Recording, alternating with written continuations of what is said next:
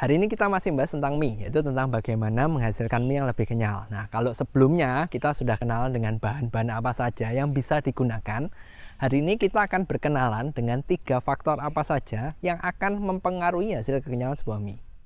Oke, faktor yang pertama yang mempengaruhi kekenyalan mie adalah cairan. Nah, kita akan tahu kalau bikin mie itu bahan utamanya adalah tepung, yang kedua adalah air. Nah, pertanyaannya sekarang, berapa banyak air yang diperlukan supaya hasil mie ini lebih bagus? Kan kita tahu kalau terlalu sedikit jumlah airnya, hasilnya itu keras, adonannya juga susah dicetak.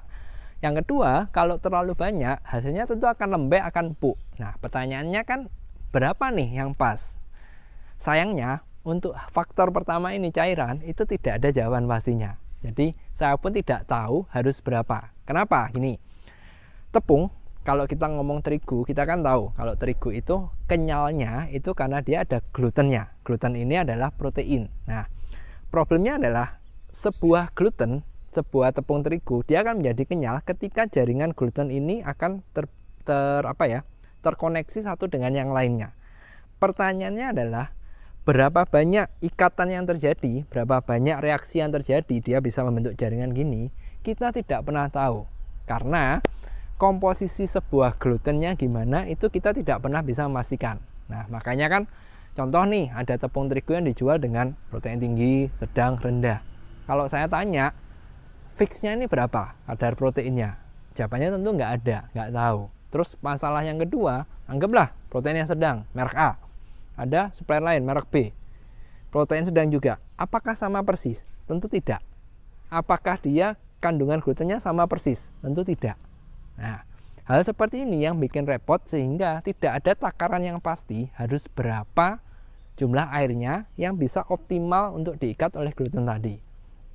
Selain itu, selain masalah jaringan glutennya, masih ada 2 faktor lagi yang dari tepung yang akan sangat mempengaruhi, yaitu adalah amilose dan amilopektin. Di mana kedua hal ini juga mempengaruhi seberapa besar, seberapa banyak air yang bisa diikat oleh si tepung. Nah, kalau amilose, amilopektin kan tidak hanya di terigu, tapi semua jenis tepung itu ada, yaitu tepung tapioka, sagu, maizena pun punya 2 faktor ini, amilose dan amilopektin. Problemnya kembali, tidak bisa sama persis. Makanya kalau jumlah airnya berapa, itu nggak tahu. Ya, Anda perlu trial dan error. Kalau Anda perhatikan di video yang sebelumnya, linknya di atas, tentang kami mencoba beberapa bahan, Anda perhatikan kan, di awal kami sudah set. Oke, resepnya kalau saya nggak salah ingat, 150 gram tepung, airnya sekitar 30 ya kalau nggak salah, 30 gram. Ya pastinya Anda bisa cek videonya. Lalu seiringnya berjalannya waktu, ternyata kami masih perlu menambahkan air lagi. Kenapa? Kembali, resep 1 pas, 2 kurang, 3 dan seterusnya ternyata kurang sekali. Nah, ini akan masuk ke faktor yang kedua yang mempengaruhi adalah bahan tambahan pangan yang dipakai. Kalau Anda perhatikan dari video tadi, beda bahan tambahan pangan yang digunakan itu kebutuhan cairannya, kebutuhan airnya juga berbeda-beda. Contoh yang pertama yang pas karena ada putih telurnya, itu pas. Yang kedua karena pakai karagenan, karena pakai WBS 800, karena pakai M100FT, karena pakai alginat. Kebutuhan airnya berbeda-beda sehingga kembali kan, fixnya airnya ini berapa? Nggak tahu. Itu perlu trial dan error dan Anda harus lakukan sendiri. Karena Anda yang tahu, supplier Anda, kualitas tepung terigu yang Anda pakai itu seperti apa. Jadi, berita buruknya untuk faktor air itu tidak bisa dipastikan harus sekian. Tapi Anda perlu riset sendiri. Oh ya, satu lagi, kalau Anda ganti supplier, jangan cuma tergiur di harganya. Oke, Anda bisa pakai harga yang lebih murah, tapi Anda juga perlu riset awal. Karena biasanya ada harga, ada rupa. Biasanya kalau harganya semakin murah, mungkin kandungan glutennya itu agak-agak turun atau ada campurannya, saya nggak tahu, saya bukan di industri mie jadi saya nggak tahu. Sehingga hal yang ingin saya sampaikan adalah Anda boleh ganti supplier, Anda boleh ganti jenis tepung terigu, tapi Anda perlu riset. Jangan hanya berpatokan, oke ini resep saya biasanya begini, ganti supplier ya udah langsung dipakai. No, Anda perlu riset karena kembali air ini sangat mempengaruhi. Terlalu sedikit hasilnya nggak bagus, terlalu banyak minyak juga hasilnya lembek atau empuk. Jadi airnya perlu Anda riset. Terus yang kedua tadi, bahan tambahan pangan, kalau Anda perhatikan kan mempengaruhi banyaknya air. Nah, hal yang ingin saya sampaikan tentang bahan tambahan pangan ini, selain dia mempengaruhi kekenyalan, ternyata bahan tambahan pangan tadi juga mempengaruhi volume. Dan kembali kan, semakin banyak volumenya, tentu berarti hasil mie-nya kita juga semakin banyak. Sehingga selain menambah kekenyalan, bahan tambahan pangan seperti karagenan, STTP, BPS 800, M100 FT itu mungkin bisa dipakai untuk membantu hasil mie kita lebih banyak. Karena jumlah air yang dimasukkan kan jadi lebih banyak juga, sehingga volumenya lebih banyak. Dan berita bagusnya, air itu kan bahan paling murah. Kalau airnya bisa lebih banyak, seharusnya secara harga juga akan lebih hemat. Cuma kembali kan, fixnya berapa, terus bahan yang paling bagus apa, tidak saya buka hari ini. Kami masih riset, jadi tunggu episode-episode selanjutnya. Nanti akan kita bahas. Oke, jadi dua faktor pertama adalah cairan, dan yang kedua adalah bahan tambahan pangan. Ini sangat mempengaruhi hasil minyak. Terakhir, faktor ketiga, ini sangat mempengaruhi kekenyalan mie, tapi banyak disepelekan orang. Apa?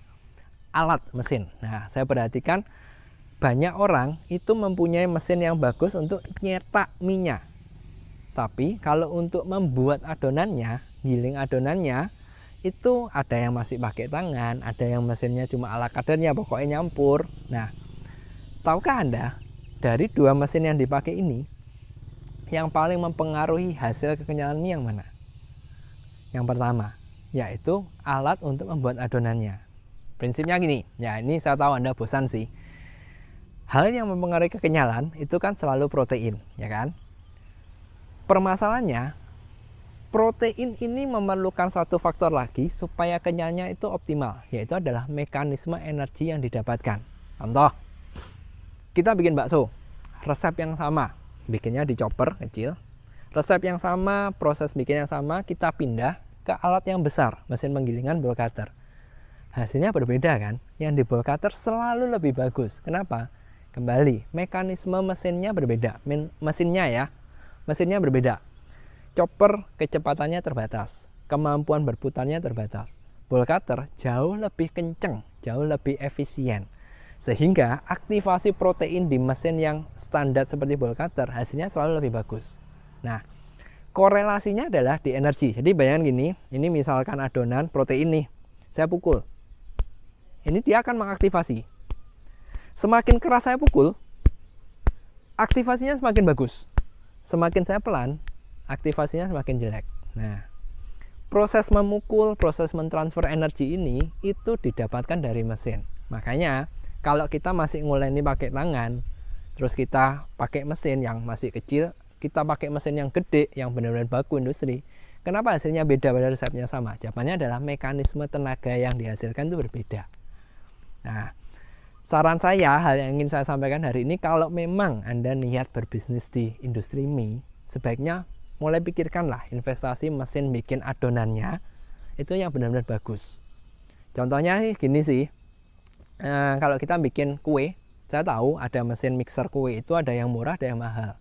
Dan setahu saya, semakin murah, biasanya kalau adonannya semakin kaku, semakin keras, itu dia mati, nggak kuat muter. Tapi yang mahal, perputarannya masih bagus. Nah, ini yang membedakan. Semakin perputarannya optimal, hasilnya akan lebih bagus. Mie pun sama. Semakin mesin kita optimal, kekuatannya semakin gede, seharusnya hasilnya lebih bagus. Korelasinya apa? Nanti di terakhir, goal kita kan membuat mie yang lebih murah, tapi kekenyalan bagus. Otomatis kalau karena kita tahu, bahan utama mie adalah terigu, dan terigu lagi mahal, membuat murah kita pakai apa? Kita perlu mengganti sebagian terigunya kan, terus menambahkan bahan dan sebagainya. Nah, logikanya gini, anggap nih kita pakai terigu segini, ini protein glutennya segini. Kalau kita kurangin, akan turun kan glutennya, proteinnya juga akan turun kan. Semakin sedikit proteinnya, tentu kekenyalan semakin jelek. Nah, hal yang harus kita lakukan adalah kita mengoptimalkan ini. Jadi semakin sedikit, kita perlu mengaktifkan sebanyak mungkin, sehingga disinilah peran mesin untuk bikin adonan itu akan sangat terasa. Sehingga kembali, ya kalau memang serius, sebaiknya alat ini diperhatikan lah. Jangan cuma pokoknya kecampur selesai terus digiling, dicetak. No, ini sangat mempengaruhi. Nah, jadi ada 3 faktor yang sangat mempengaruhi kenyal mie yang hari ini kita pelajarin, yaitu 1, cairan. Perlu diperhatikan dan Anda perlu trial sendiri. Yang kedua adalah bahan tambahan pangan. Selain dia membantu untuk kenyalnya, ternyata membantu untuk volumenya lebih besar. Yang terakhir adalah mesin, dimana ini sering diremehkan orang, karena orang merasa ya diulenin tangan aja bisa kok, ngapain beli mesin bahan mahal. Padahal ini sangat mempengaruhi hasil. Nah, jadi dari ketiga hal ini saya harap hari ini sedikit dapat ilmu lagi. Nanti episode-episode selanjutnya kita akan mulai menggabungkan semuanya dan kita cari tahu bagaimana hasil akhir mie kita bisa tetap kenyal tapi harganya bisa lebih murah.